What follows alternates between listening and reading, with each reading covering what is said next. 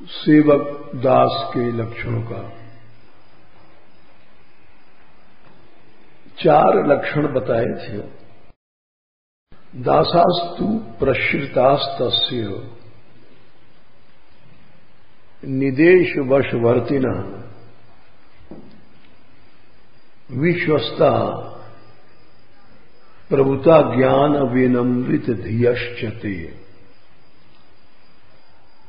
पहला लक्षण प्रश्रित यानी आश्रित केवल भगवान का, और शरणागत कुछ भी कह लो, आश्रय ये नहीं है तो आगे के सब रास्ते अपने आप बंद हो जाते हैं। जब स्कूल में एडमिशन नहीं हुआ तो फिर वहां आगे पढ़ाई लिखाई इम्तिहान कहां से हो सकता है। तो वैसे पहली चीज है प्रश्रित प्रश्रय, आश्रय या शरणागति। उसके बाद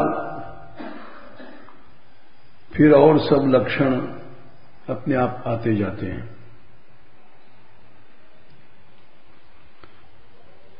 शरणागति में मुख्य बात जो है वो है, यूं तो 6 प्रकार की शरणागति हैं, लेकिन सबसे पहली वाली अगर आ गई तो सब बाकी 5 अपने आप आ जाती हैं। पहली वाली नहीं आ पाती।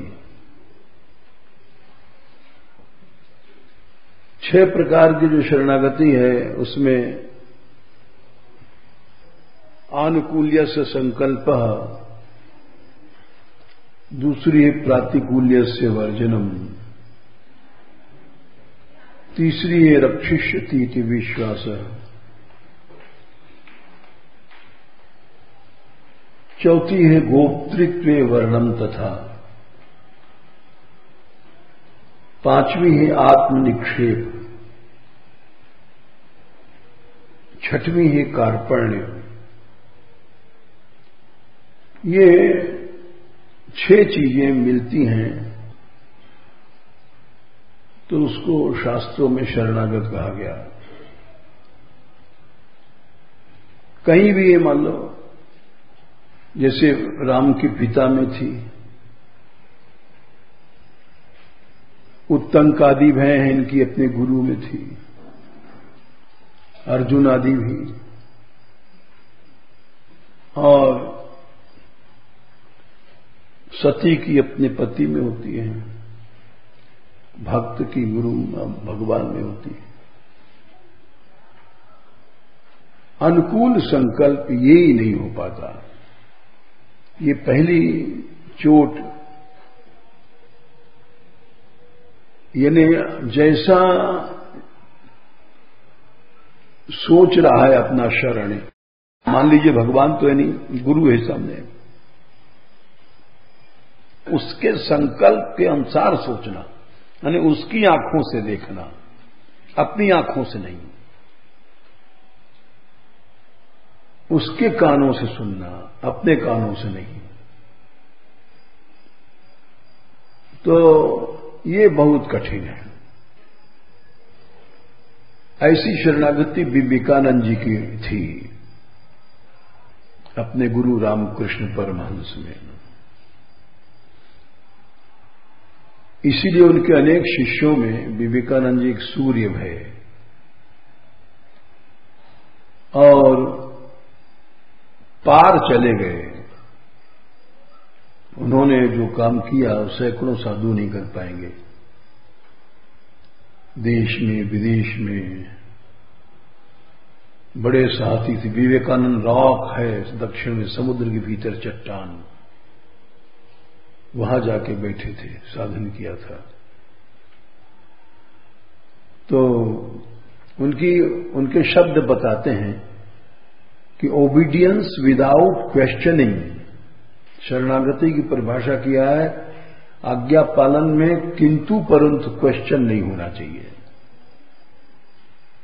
संशय, किंतु परंतु, जैसा भी, ओबीडियंस विदाउट क्वेश्चनिंग। तो वो यहां तक कि एक बार वो विदेश से आए थे तो रामकृष्ण परमहंस जी को कैंसर हो गया था और क्यों हुआ था इसका तो प्रश्न ही करना गलत है। ऐसा कहते हैं किसी शरणागत का उन्होंने अपनी इच्छा से रोग अपने ऊपर ले लिया था। लिया हो न लिया हो, भगवान की इच्छा से भी आता है भक्तों को रोग। कर्म भोग के कारण रोग नहीं आता भक्तों को, ये विश्वास रखना चाहिए। भक्तों का जो भोग है वो कभी भी ये नहीं समझना चाहिए कि इनके कर्म ऐसे थे। ऐसा सोचोगे तो भक्ति नष्ट हो जाएगी। भगवान की इच्छा से ही भोग आता है भक्तों का। इसका हम प्रमाण दे दें, क्योंकि बहुत से लोग समझेंगे कि ये बढ़ा के बातें की जाती हैं। बढ़ाने की बात नहीं है, भगवान की इच्छा से ही भक्तों को सब सुख दुख मिलता है। जैसे कि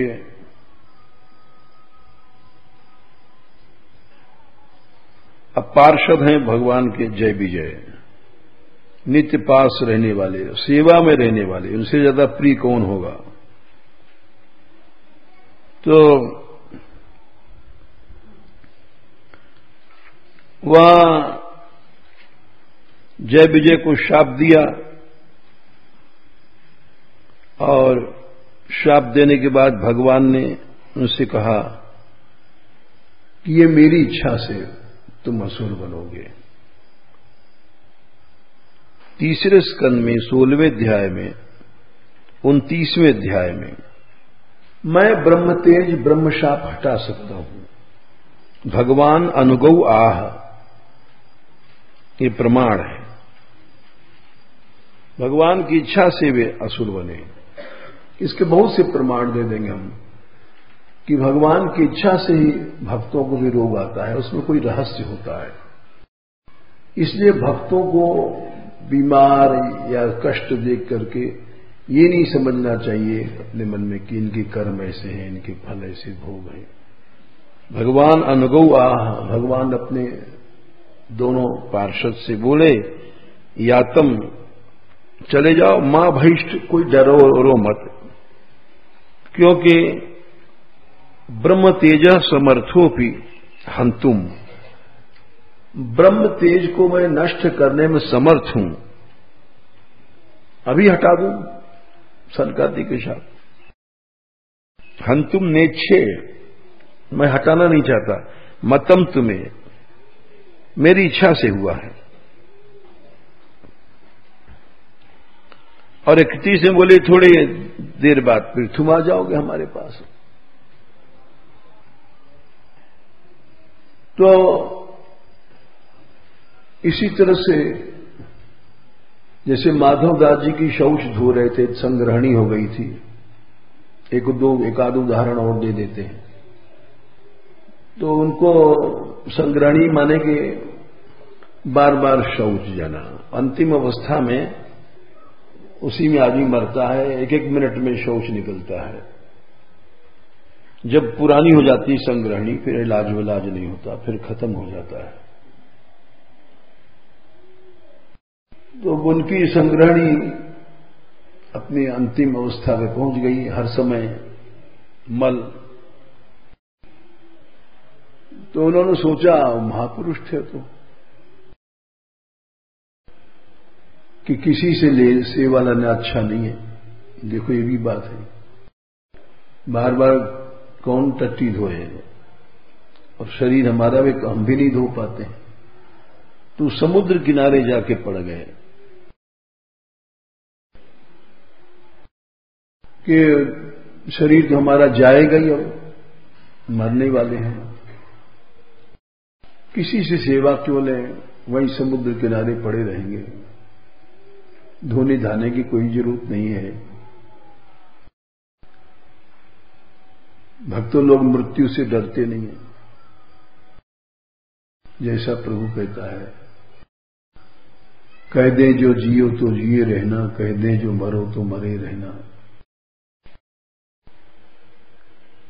तो वहां जब पड़ गए तो रात को उनको ऐसा लगा उनका कोई धो रहा है मल शौच। तो तुम जो है, अरे सुनो, थोड़ा सा इंग्लिश में ले जाओ, पीछे बैठ के सैल्विया को बताते जाओ, सैल्विया को, ये विदेश की है, बेचारी आई है, you should go back, he will translate you. Yes, पीछे चले जाओ।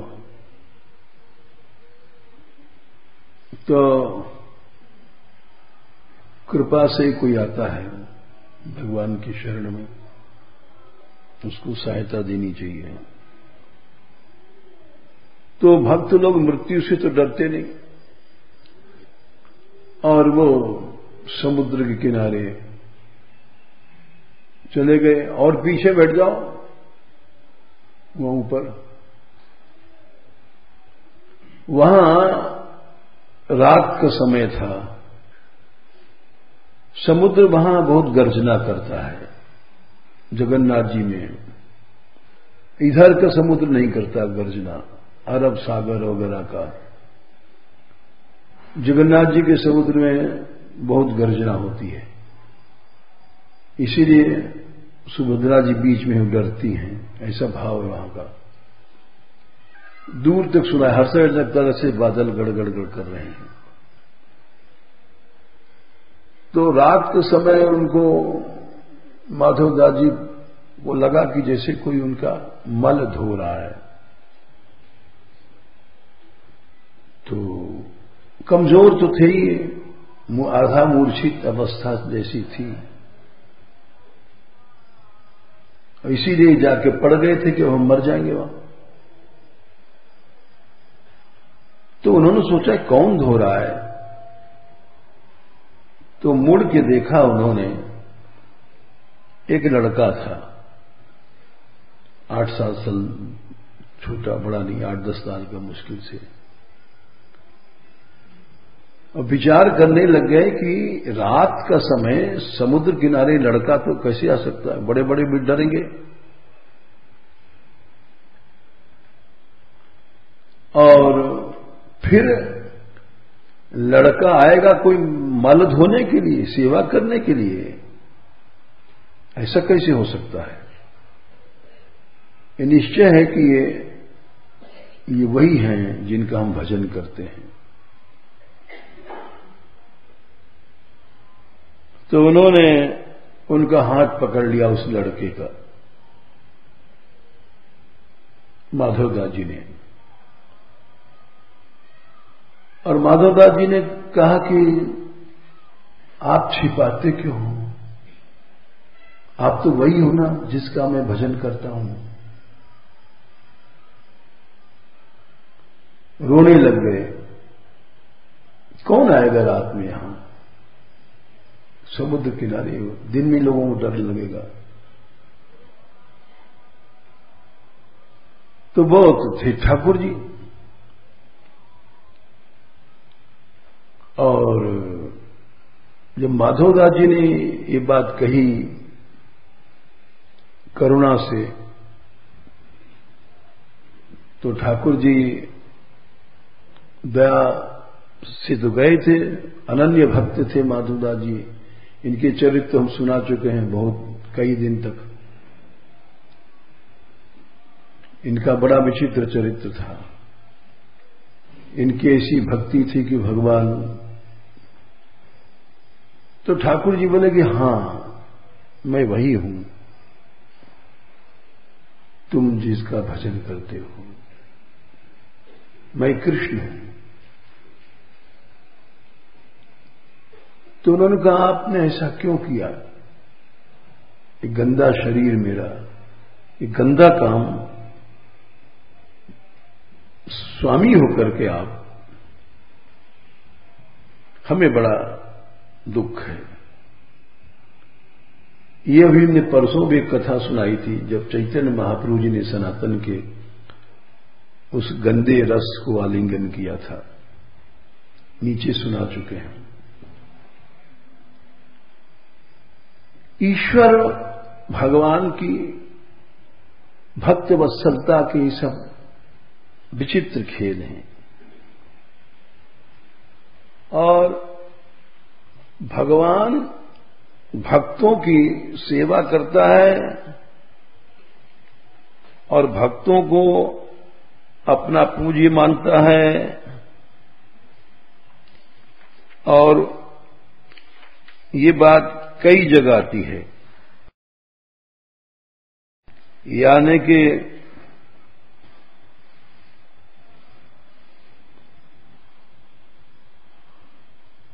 जैसे शंकर जी ने पार्वती जी से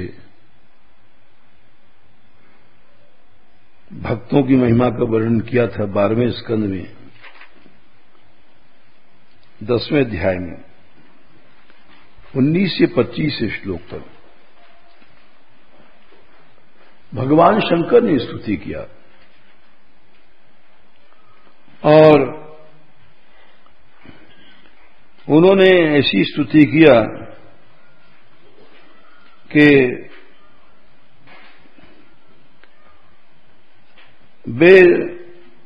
कि मैं नित्य नमस्कार करता हूं, ब्राह्मणेभ्यो नमस्यामि यस्मद् रूपम त्रयीमयम्। तुम्हारे तो स्नान, तुम्हारे दर्शन से ही महापापी तर जाएगा, मार्कंडेय जी से कह रहे हैं। और हम विष्मान वयमीमहि 20, 21, 22 में स्पष्ट कहा कि नैते मयि च्युते अजे च अभिधाम अणमपि चक्षते। ऐसे महापुरुषों में, भक्तों में और भगवान में और मुझ में चतुर लोग भेद नहीं करते हैं। युष्मान वयमीमहि, शंकर जी बोले मैं भी तुम जैसे महात्माओं का, भक्तों की स्तुति करता हूं। अब ये क्या है? भगवान है लेकिन स्तुति कर रहे हैं, सैकड़ों प्रमाण है इसे। और भगवान शिव कह रहे हैं कि लोग व्यर्थ में तीर्थों में जाते हैं, न यम्यानि तीर्थानि देवाश्चेतनोज्झिता। मूर्तियों में कोई मूर्ति बोलते नहीं, चालते नहीं, चेतन रहित मूर्ति की उपासना करते हैं।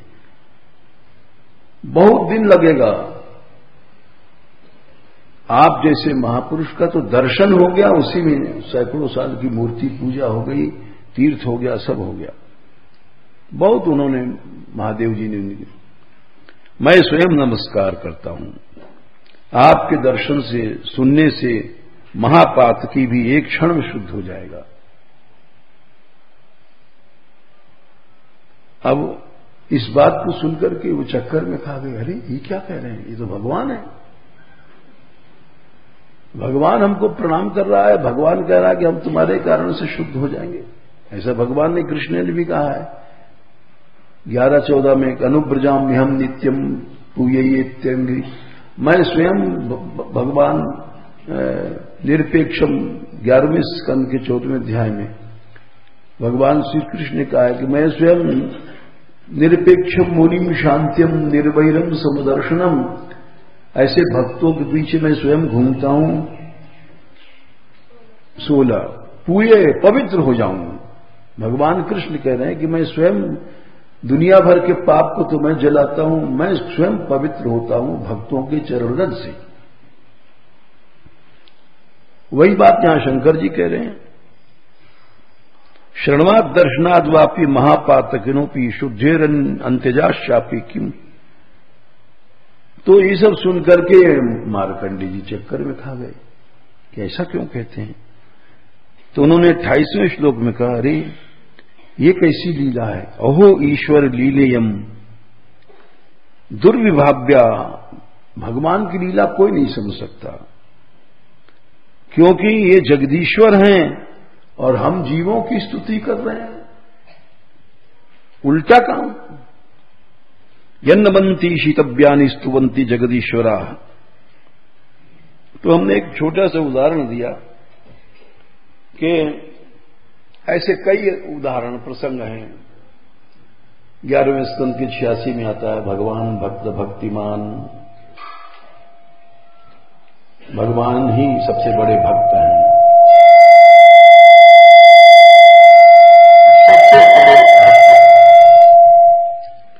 भगवान भक्तों की भक्ति करते हैं। 10वें स्कंद के 86 अध्याय में आखिर में आता है, भगवान भक्त भक्तिमान।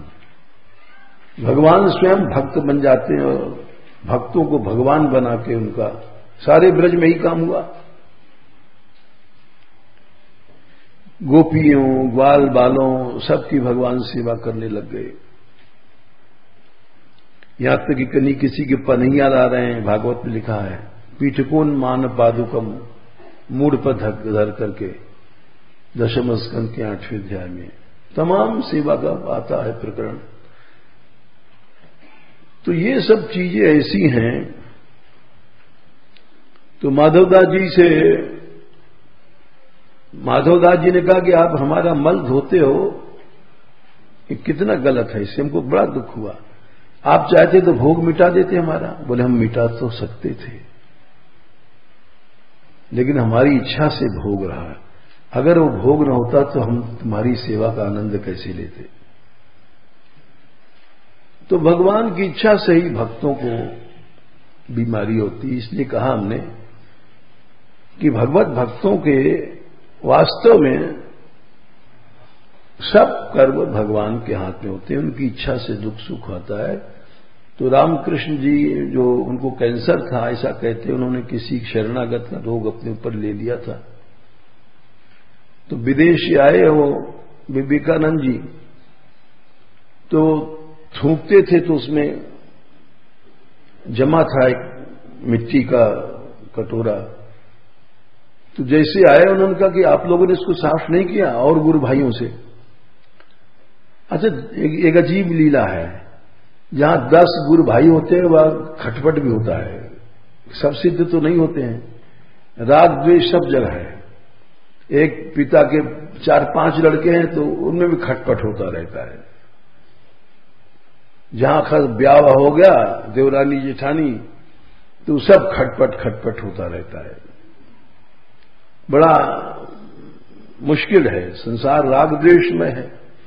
तो वैसे गुरु के पास भी 10 आदमी रहते हैं तो खटपट होता रहता है, क्योंकि सिद्ध तो कोई नहीं है कि गुरु भक्ति में सिद्ध हो गए हों या पितृभक्ति में सिद्ध हो गए हों, जैसे राम लक्ष्मण आदि। वहां लड़ाई थी, तुम गद्दी पे बैठो। राम कहते भरत तू गद्दी संभाल, भरत कहते मैं नहीं संभालूंगा। वहां इस बात पर लड़ाई होती है। और आजकल लड़ाई होती है, बोले मैं लूं और मैं लूं। तो वो और गुरु भाइयों ने कहा, हां तुम बहुत विदेश से आए थे ना, तुम आए अभी विदेश से और लगे छांटने हमको ज्ञान। तुम्ही ने तुम कहते हो तुम्ही ने क्यों नहीं साफ किया, फटकार दिया। अरे वो समझ गए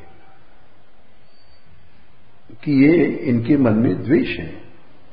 उठाया उस मलरा को और सारा के सारा पी गए, वो कैंसर का सारा थूक। मतलब उनका ऐसा भाव था कि वास्तव में गुरु शरीर चिन्मय है। तो इसलिए आश्रय जो शरणागति है, ये सबसे चमत्कार की चीज होती है, लेकिन यही बड़ा कठिन होता है। पहला जो चरण है वही कठिन है, आनुकूल्य से संकल्प। जैसा वो सोच रहे हैं वैसे ही सोचो, उसमें किंतु परंतु कुछ नहीं करो। और किंतु परंतु करने से ही जीव को नुकसान हो जाता है। और हमारे यहां अच्छे अच्छे बेचारे साधक मिट्टी में मिल गए, केवल वो अनुकूल संकल्पता उनके अंदर नहीं रही। हम किसी आदमी से कह रहे हैं इससे इसके पास मत बैठो, तुम बैठोगे तो नुकसान होगा। गुरु की आंखों से देखो, वो कह रहा है ये आदमी ठीक नहीं है तो मान लेना चाहिए, हट जाना चाहिए। तुम अपने दिमाग से सोचते हो कि ये ठीक है, उसकी बातों के चक्कर में आगे बड़ा ऊंचा आदमी है, बड़ा, तो नष्ट हो जाता है। अच्छे अच्छे साधक, बहुत अच्छे साधक, और जिनको खंभ माना जाता था कि क्या कीर्तन में, सेवा में।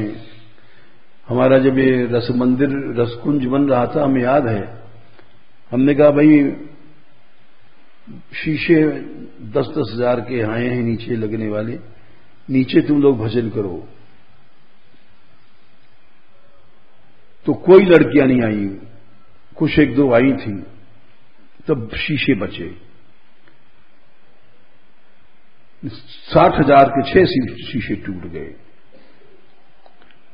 तो उस समय हमने कहा नहीं, डांटा नहीं, लेकिन समझ गए कि इनके अंदर आत्मीयता नहीं है।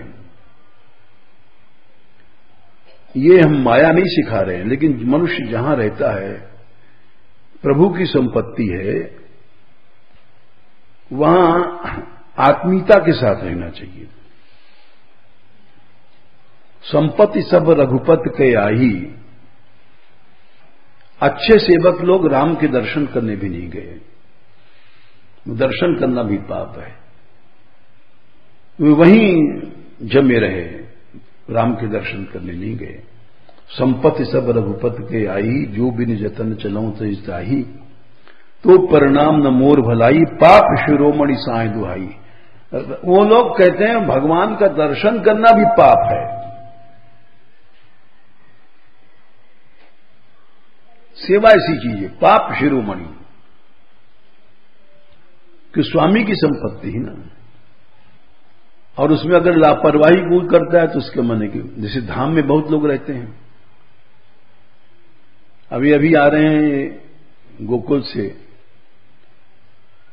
वहां के गोस्वामी जी ने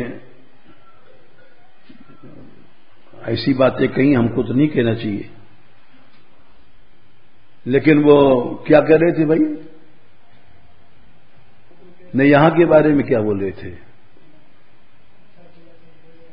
हाँ, मतलब वो स्वयं आ रहे हैं दर्शन करने, बोले मान मंदिर के अलावा कोई भी जमुना जी के बारे में नहीं कर रहा है।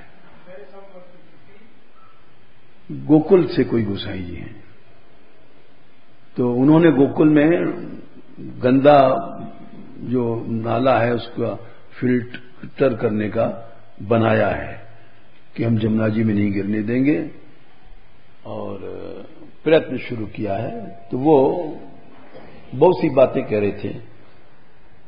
तो भाव यह कि रहते हैं धाम में सब, लेकिन धाम को अपना समझ करके धाम की सेवा करना एक अलग चीज है। आए और चले गए वो अलग है। जैसे धर्मशाला में लोग रुकते हैं, धर्मशाला में आग लग जाओ तो कुछ नहीं, ममता रखनी चाहिए। हर चीज, हम यहां रह रहे हैं तो कम में काम चला लें, दैवी द्रव्य का दुरुपयोग न करें। बहुत से लोग हैं, अब जैसे सब ठाकुर जी पूरा कर रहे हैं, लिक्विड भेजा जाता है, कपड़ा धो लो। बहुत से लोग ऐसे हैं जो सब शरीर में लगाने वाला साबुन, उससे कपड़ा धोते हैं, तो ये पाप है। तुम चाहते हो कि ज्यादा खर्च हो, तुम चाहते हो कि जब नुकसान हो मंदिर का, तो इसके माने कि उनमें भक्ति नहीं है। जब तुमको उससे अच्छा साधन दिया जा रहा है, उसमें घिसना भी नहीं पड़ेगा, जानबूझ के नुकसान करना मंदिर का, इसके दिखाए, इससे मालूम पड़ता है कि इसके अंदर भक्ति नहीं है, इसके अंदर हानि करने की प्रवृत्ति है कि मंदिर का नुकसान हो। तो हम लोग कहते नहीं, लेकिन जान जाते हैं कि जिसकी ममता होती है वो प्रभु की वस्तु है, प्रभु की संपत्ति है, वो अपने आप करता है। अब जैसे कहने की जरूरत नहीं पड़ती, उदाहरण बता रहे हैं कि अब यहां इतनी धूप पड़ती है कि ठाकुर जी के अंदर भी घुसना मुश्किल हो जाता है, सारा आंगन तपता है, कमरे भी गर्म हो जाते हैं। तो उसके लिए टाट का बोरा बना दिया गया, तो उससे बड़ा फायदा हुआ, भीतर भी ठंडक रहती है, रहने वालों को भी ठंडक रहती है। अब वो कल बूंदें आई तो हमने कहा इसको हटा दो भाई। तो स्वयं सोचना चाहिए सबको कि सड़ जाएगा तो हमको ही तो आराम नहीं मिलेगा। ठाकुर जी की वस्तु है, ठाकुर जी का मंदिर है, लेकिन ये कहना पड़ता ये गलत है। जो सेवक होता है स्वयं सोचता है कि इससे तो एक बड़ा नुकसान होगा ठाकुर जी को भी इस सेवा में।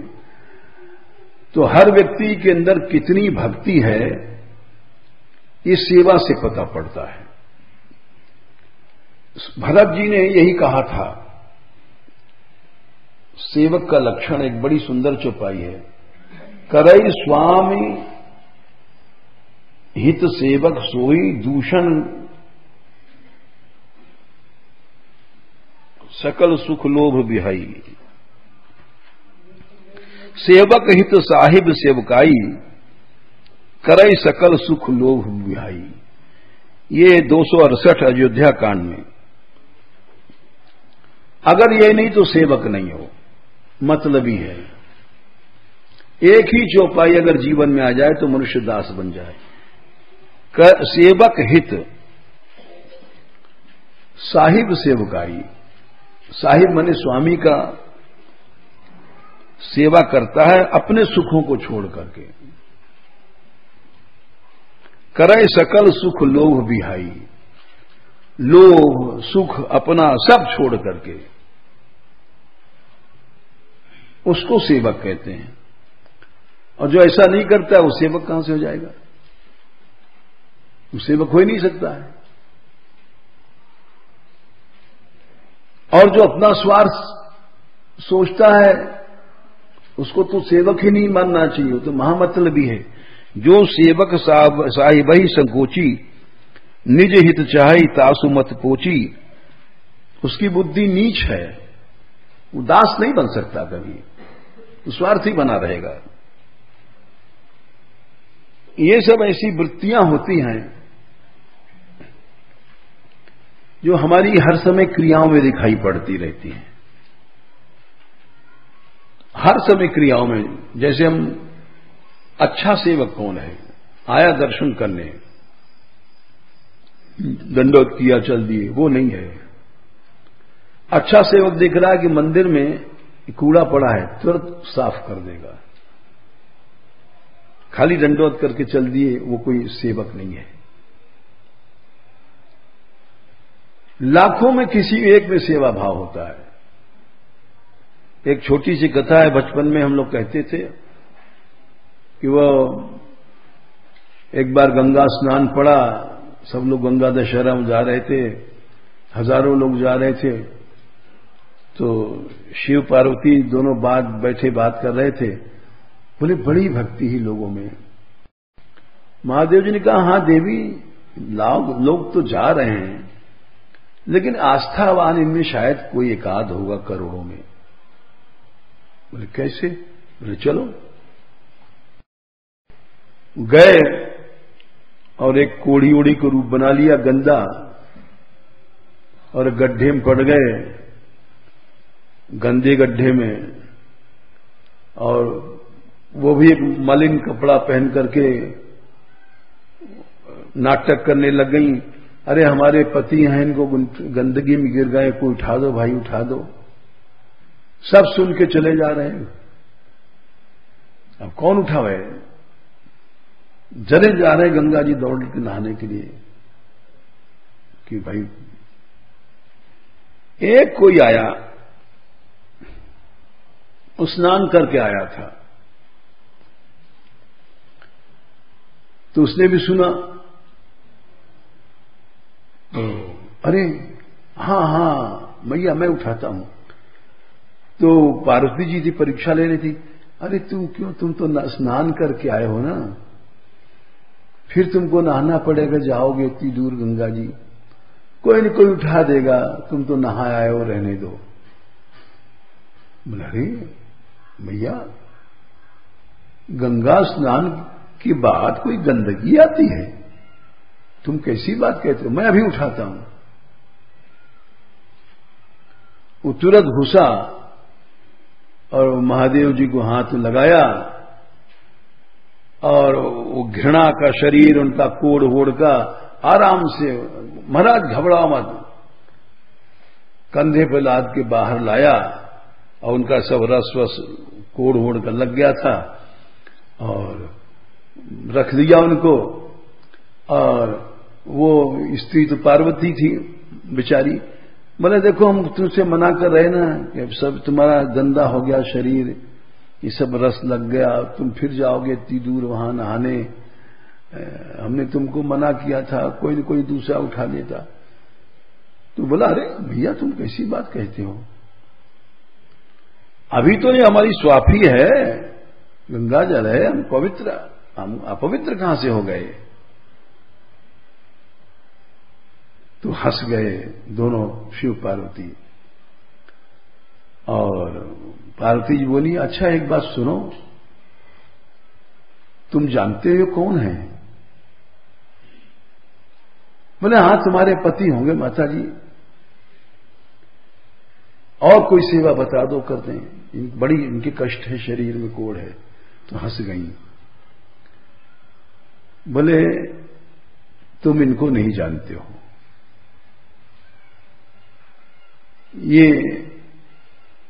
अब प्रार्थना किया शिव जी से कि आप इसको दर्शन दो। बोले, तुम, ये वही है, इनका नाम गंगाधर है, जिस गंगा के लिए तुम आए हो उसको धारण करने वाले यही भगवान है। दिखाया उन्होंने, दर्शन दिया, गंगा चल रही है मस्तक पर से, दर्शन दिया। तो उनका ये है गंगा स्नान करने वाला, जिसके हृदय में गंगा है। ऐसे रविदास जी के प्रसंग में आता है, वो गंगा स्नान नहीं करने जा रहे थे, लोग जा रहे थे, वो तो भगवान के भक्त थे, और भगवान के भक्त को तो लिखा है, भक्त से तो गंगा पवित्र होती है, गंगा भक्त को पवित्र नहीं कर सकती। अगर कोई भक्त है तो गंगा को पवित्र करता है। गंगा जी में आई हैं तो इस शर्त पे आई हैं, वो गंगा जी यहां आ नहीं रही थी। भगीरथ राजा से उनकी बात भई है 9वें स्कंद में, 9वें अध्याय में। उन्होंने मना कर दिया, हम नीचे नहीं जाएंगे, नीचे पापी लोग धोके गंदा कर देंगे। किंचा हम न भुवम यास्य 5 9:9:5 भगीरथ जी से मना कर दिया कि मैं नीचे नहीं जाऊंगा पृथ्वी में, लोग सब पाप मेरे ऊपर धो देंगे, सारा पाप अब हो ही रहा है। नीच इतना हो गया मनुष्य की, गंगा की मिट्टी में पीछे पूरब में आर्सेनिका नाम का जहर मिला गया। इतना लोगों ने नदियों को गंदा कर दिया है, फैक्ट्रियों का मल, कोलीफोम, मल मूत्र करोड़ों का, विषाक्त पानी कर दिया और घूस दे देते हैं। सीवरेज प्लांट चलते नहीं, सब ऑफिसरों को घूस दे दो। हिंदुस्तान की हालत है। और जबकि विदेशों में जाओ तो नदियां ऐसी मिलेंगी मोती की तरफ पानी। अभी चाइना से कहे हमारे व्यक्ति बता रहे थे, अमेरिका जाते हैं लोग, सिंगापुर की नदी, सब दुनिया के देशों के, लेकिन हिंदुस्तान की दशा है। जबकि हिंदुस्तान में गंगा मैया, जमुना मैया बहुत प्राचीन काल से भक्ति चल रही है, लेकिन हमारे भारत की दशा है कि कोई फैक्ट्री वाला कचरा डालेगा, जबकि ऑर्डर नहीं है गवर्नमेंट का। सीवरेज जितने प्लांट वगैरह कोई भी नहीं, एक भी प्लांट नहीं चल रहा है, सब जहर उसी में जा रहा है। घूस दे दो और सब काम कर लो। तो वो इतना बड़ा, वो गंगा जी ने पहले कहा था, किम चाहम न भुवम यास्य, वो बात सही निकली। मैं पृथ्वी पर नहीं जाऊंगी। नरा मैया मृजंत्यघम, ये पापी लोग केवल पाप ही पाप छोड़ेंगे। मृजामि तदहम पुत्र, वो गंदगी में कहां धोऊंगी। तुम हमारी भी तो सोचो। राजन तत्व विचिन्निताम, राजा भगीरथ, तुम अपने पुरखों के कल्याण के लिए हमको ले जा रहे हो, लेकिन हमारा भी तो सोचा तुमने कुछ। तो राजा भगीरथ बोलते हैं, आपका कल्याण तो साधु संत भक्त लोग करेंगे। इसी के नीचे श्लोक, साधो न्यासिना शांता ब्रह्मिष्ठा लोक पावना हरन जघम तेंग संगा तेष्वास्ते यज्ञविद्धरी। संत हैं मैया गंगा, डरो मत, जिन्होंने सब कर्म छोड़ दिया। न्यासी, भगवान में सब कर्म का न्यास करते हैं, उन संतों की बात कर रहे हैं। हम लोग जैसे नहीं हो सकते, लड़ुआ दास, पेड़ा दास, कचौड़ी दास, अठन्नी दास, चबन्नी दास। हम जैसे लोग संत नहीं बन सकते। संत तो वो है जो न्यासीना, जिनका सब न्यास कर्म भगवान में है। शांता, शांत हैं। ब्रह्मिष्ठा, भगवान इनकी स्थिति है। लोक पावना, सारे संसार को पवित्र कर देते हैं। गंगा जी तुम क्या चीज हो। हरन जघमते, जब आगे स्नान करेंगे तो उनके शरीर से तुम पवित्र हो जाओगी। तो इसलिए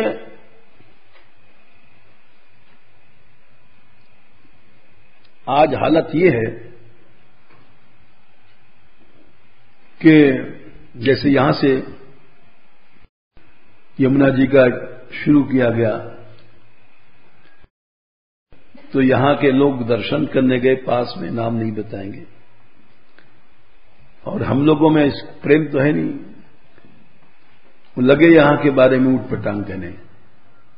नास्तिक लोग हैं, कहते हैं जमुना गंदी हो गई, जमुना गंदी हो गई। ये वो बजाय सहयोग देने के विरोध करते हैं। हमारे समाज की हालत है,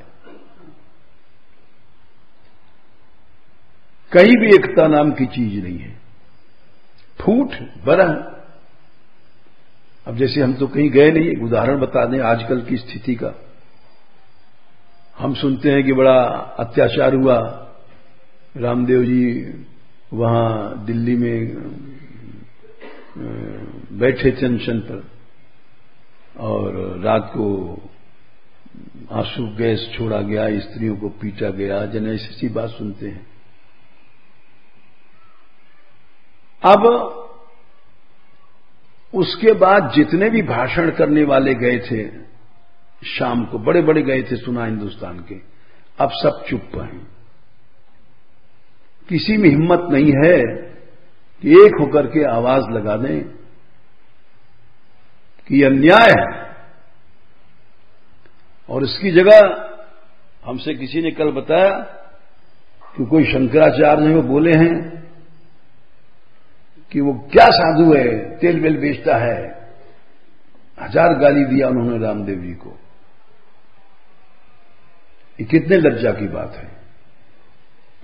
तुम एक गद्दीधारी होकर के, सरकारी पिट्ठू बन करके, उन्होंने बहुत से गंदे शब्द कहे। ये हमारे समाज की हालत है। और ऐसे शंकराचार्य का विरोध करने की शक्ति हमारे साधु समाज में नहीं है कि कम से कम साधु लोग खड़े होकर कह जाएं, तुम क्या बोलते हो। उसने एक भ्रष्टाचार के खिलाफ आवाज तो उठाई थी। तुम उसको चोर बता रहे हो कि इतना पैसा कैसे आ गया, इतना कहां से आया। तुम समर्थन नहीं कर सकते हो। तुम कैसे गद्दीधारी आचार्य हो। सब चुप हैं। हम जैसे लोग अगर बोले तो कोई कीमत नहीं कि हम नामी आदमी नहीं। लेकिन हमारे समाज के सब लोग चुप क्यों हैं। जब तक वो आतंक नहीं हुआ सरकारी, तब तक तो सब भाषण करने के लिए वो लाइन लग गई। वहां पर बड़े बड़े सब चले गए वहां अपना नाम दिखाने के लिए। अब उसके बाद सब कान नहीं कोई खुड़का रहा है। सरकारी आतंक ने हर साधु को शंकराचार्य बना दिया, यानी सरकार के पिट्ठू बना दिया। तो ये सब ऐसी ज्यादा विकृतियां हमारे समाज में। आज किसी ईसाई पादरी को या किसी मौलवी मुल्ला को जरा कोई छू के पीट के देखे ये गवर्नमेंट, तो पता पड़ जाएगा।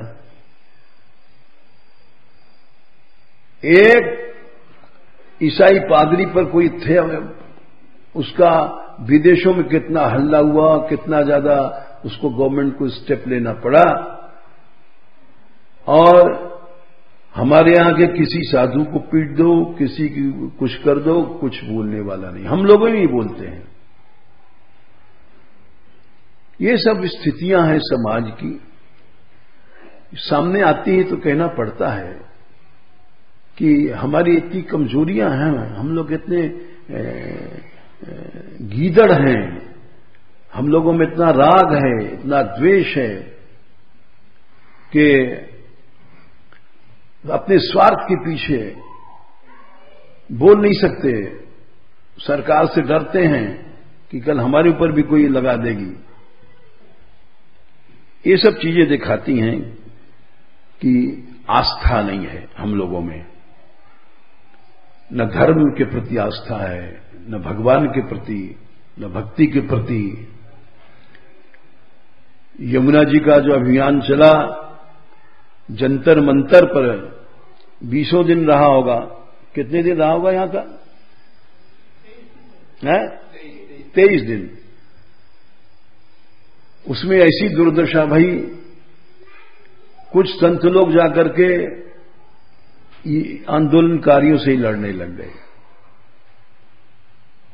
बजाय सहायता देने के। इसीलिए हमको सफलताएं नहीं मिलती हैं। एक आदमी कोई कहता है तो 10 उसके विरोधी खड़े हो जाते हैं। हिंदू समाज में किसी समय जगत गुरु था, आज इतना कलह, आपस में फूट कि हम अपने देश में कुछ नहीं कर सकते। न गंगा शोधन कर सकते हैं, न जमुना शोधन कर सकते हैं। पहाड़ों की लड़ाई में 58 साल हमको लड़ गए, 58 साल लग गए। और विरोध अवश्य मिलता है, सहयोग तो मिलता नहीं। लेकिन फिर भी भगवान है, इसका यह मतलब नहीं कि हम निराश हैं। और हम अब भी कह रहे थे, इनसे कह रहे थे हमने कहा ठीक है, 58 साल विजय मिली, बाद पहाड़ों की लड़ाई में विजय मिली हमको। कोई लड़ाई इतना 46 साल बाद गहवर वन में विजय मिली। अभी तक तो मानगढ़ से जितनी लड़ाइयां शुरू हुई हैं, बड़ी बड़ी गोमती गंगा की लड़ाई, पहाड़ों की लड़ाई, कुंडों की लड़ाई, गहबर बन की लड़ाई, अभी तक तो हारे नहीं हैं। यात्रा की लड़ाई, हमारी यात्रा उठती निःशुल्क, एक पैसा नहीं देते हैं। गौशाला की लड़ाई, गौशाला भी आज एक आदर्श, विश्व में एक आदर्श बन गई है। इतने ही नहीं कि 17,000 गायें हैं, रोज आ रही हैं। और कल हमको बता रहे भगत जी कि लोग बछड़े, बड़े बड़े लोग बछड़े देते हैं यहां, गो से भी लोग, और यहां सब स्वीकार कर रहे हैं। यहां के भावुक प्रबंधक जो हैं बेचारे, तो चल रहा है काम। ऐसा नहीं कि जितना बढ़ता जा रहा है, 4-5 लाख रुपए रोज खर्च हो रहा है, वो भगवान दे रहा है। ऐसा नहीं कि नहीं दे रहा है, कि हम झूठे बदनाम करें भगवान को। जितना खर्च होगा वो देगा, हमारी नीयत साफ होनी चाहिए। तो ये भी लड़ाई हम जीत रहे हैं, यमुना जी भी की भी जीतेंगे। ऐसा हो ही नहीं सकता कि हम हार जाएं, क्योंकि हम लोग किसी स्वार्थ से भगवान की दया से काम नहीं करते। बीच में स्वार्थ आ जाता है, धन का या नाम का, प्रतिष्ठा का, तो हार होती है। में भगवान है तो ये जो हम कल बता रहे थे दासों के लक्षण, प्रश्रता, ठीक शरणागति होनी चाहिए। अगर ठीक शरणागति है तब आगे दूसरा लक्षण आएगा, कल बताएंगे, निदेश वशवर्तिना, आज्ञाकारिता। ये तभी आ सकती है जब ठीक शरणागति होगी। आज्ञा समन सुसाहिब सेवा, इसको कल बताएंगे। चलो।